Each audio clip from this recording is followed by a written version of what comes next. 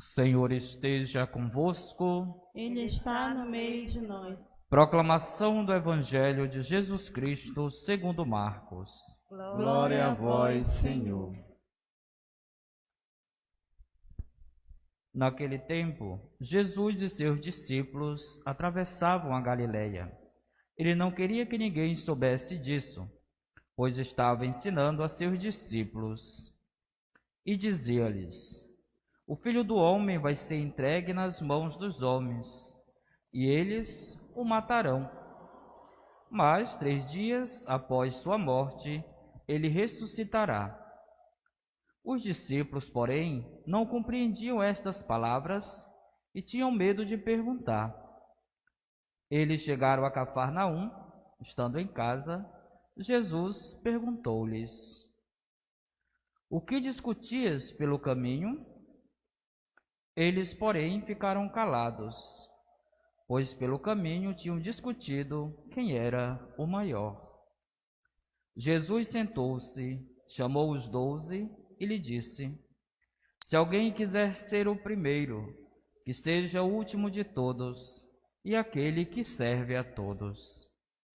Em seguida, pegou uma criança, colocou-a no meio deles e, abraçando-a, disse: Quem acolher em meu nome uma destas crianças, é a mim que estará acolhendo.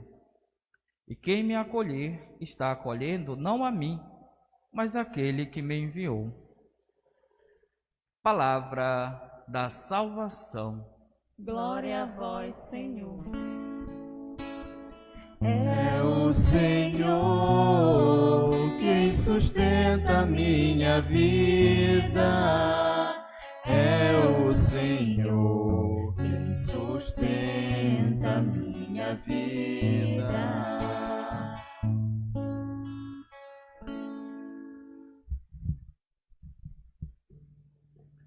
É o Senhor quem sustenta a minha vida. Meus amados irmãos e irmãs, através destas palavras do salmista, queremos reafirmar a nossa fé, o nosso compromisso de filhos de Deus, depositando a nossa confiança neste Pai que se preocupa conosco, que está sempre preocupado com o nosso caminhar, porém, de um caminhar mais seguro, coerente e, acima de tudo, comprometido com o reino de Deus. Realidade esta em que o próprio Evangelho de São Marcos nos propõe para a nossa meditação de hoje, era o que não estava acontecendo com os discípulos. Jesus, preocupado em instruí-los, em ensiná-los e até mesmo prepará-los para a sua paixão que já se aproximava. Mas, enquanto caminhavam, não estavam atentos à palavra do Mestre, mas sim aos seus próprios interesses. Que é interessante percebermos no Evangelho que Jesus, ele prefere ficar não no meio da multidão a princípio, para ter mais um tempo com seus discípulos, pois dessa maneira seria mais fácil catequizá-los, instruí-los. Esta preocupação de Jesus nem sempre é a preocupação dos seus discípulos. Jesus falava de seu reino, falando da sua própria vida, da sua entrega, do seu sacrifício, do seu amor para com a humanidade, da sua preocupação para com o gênero humano, em vista da libertação de todos os cativos. E enquanto isso, os discípulos brigavam entre si em vista da descoberta de quem era o maior. Mas Jesus, conhecendo seus discípulos, seu próprio coração e o pensamento deles, ele de uma forma cautelosa pergunta: o que vocês estavam discutindo pelo caminho? E Jesus dá uma resposta muito importante, não somente para seus discípulos, mas para cada um de nós que também, pelo batismo, recebemos esta missão. Convidados ao discipulado, ao aprendizado do caminhar com o Mestre, de aprender com Ele, mas também de anunciar, como muito bem Ele próprio anunciou. A nossa humanidade, o nosso desejo, às vezes sobressai a vontade de Deus, foge dos planos de Deus. Muitas das vezes a nossa vaidade, o nosso egoísmo, nossos próprios interesses particulares, que ao invés de nos dignificar, acaba que ofuscando o projeto de Deus em nossa vida. Afinal, quem é o primeiro? Quem deve ser o primeiro dentro dessa perspectiva do plano da salvação? Não sou eu, não é você, é Deus. Deus deve estar em primeiro lugar em nossa vida. E é por isso que Jesus utiliza a imagem de uma criança na sua pequenez. Criança esta que, desprovida de si mesmo, se entrega, se lança à confiança de seus pais.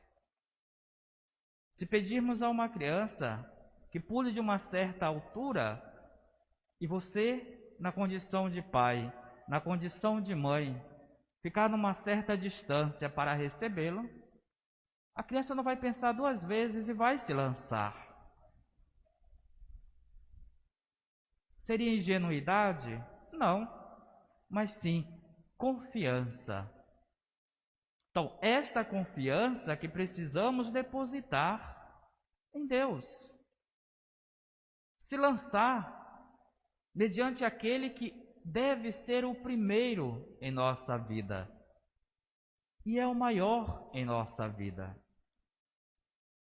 Nele está toda a grandeza, porém uma grandeza que não se iguala à soberba, mas sim à simplicidade, à humildade, à entrega total de si.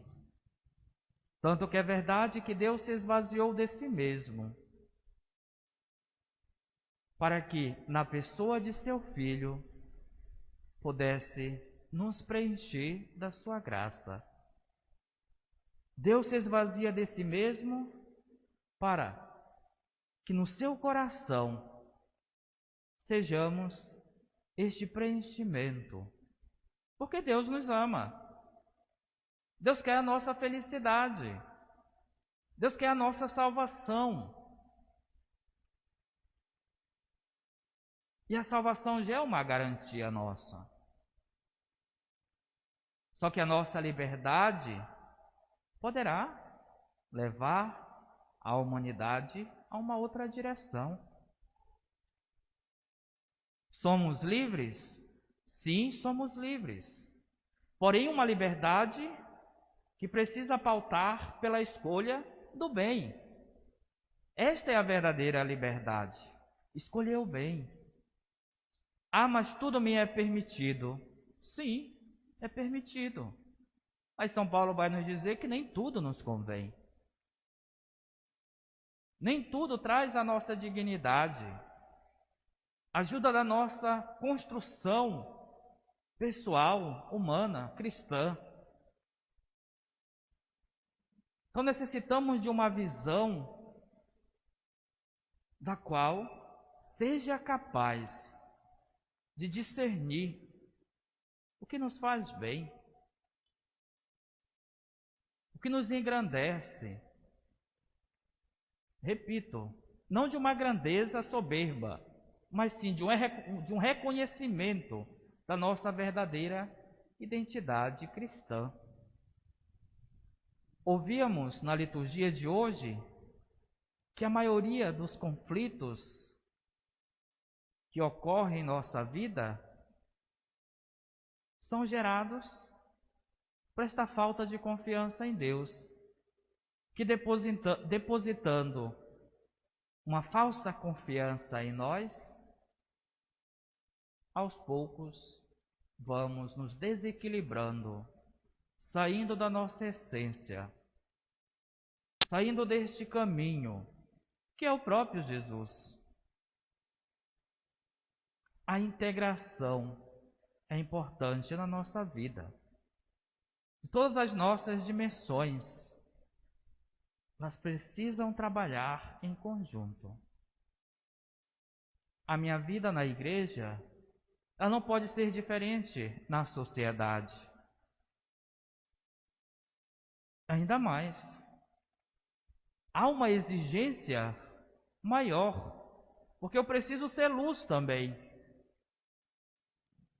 na sociedade.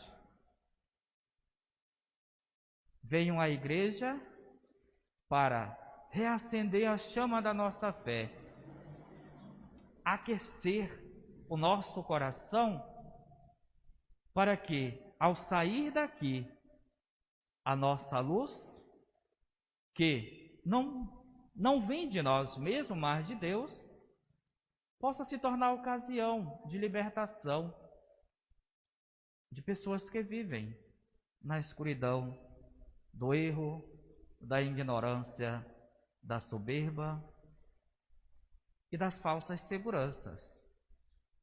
Portanto, meus amados irmãos e irmãs, permitamos com que o nosso bondoso Deus trabalhe a nossa vida, renove tudo aquilo que precisa ser renovado, reconstituído, restaurado, para que a minha vida cristã, para que a minha experiência com Deus possa valer a pena. Não de uma forma egoísta, somente para mim, mas sim que seja canal de graça na vida dos nossos irmãos e irmãs também. Como salmista, que possamos neste dia reafirmar a nossa confiança em Deus, este Deus que sustenta a nossa vida. E louvado seja nosso Senhor Jesus Cristo.